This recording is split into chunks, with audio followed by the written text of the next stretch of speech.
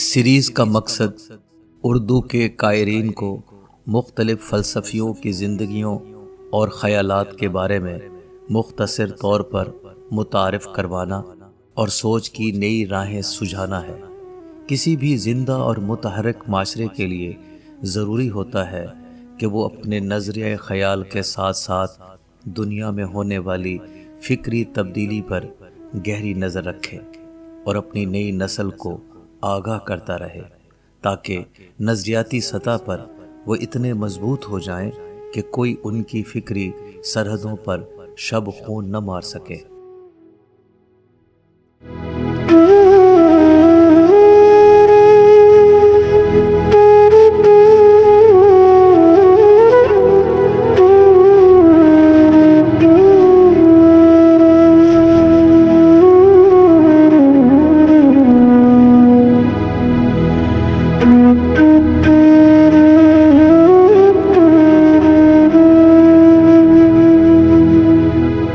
نہ کوئی سورگ ہے نہ نجات، نہ ہی کسی اور دنیا میں کوئی آتما ہے۔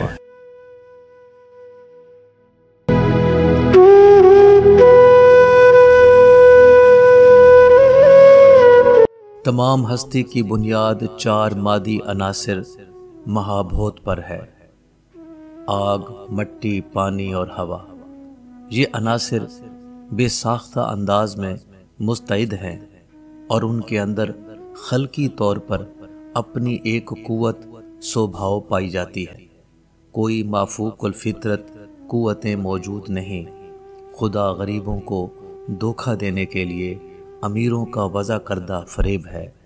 چار واک کا خیال تھا کہ برہمن مت بھی دیگر مذاہب کی طرح نقصان دہ اور ناممکن الثبوت ہے، کیونکہ یہ غریبوں کی توجہ اور طاقت کو خیالی دیوتاؤں کی عبادت کرنے، نامعلوم قوتوں کو نذرانے چڑھانے اور وعظ سننے وغیرہ کی جانب لگا دیتا ہے۔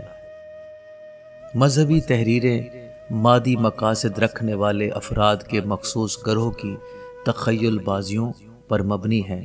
جب تک زندہ ہو خوشی خوشی زندگی گزارو۔ موت کی متلاشی آنکھ سے کسی کو بھی مفر نہیں۔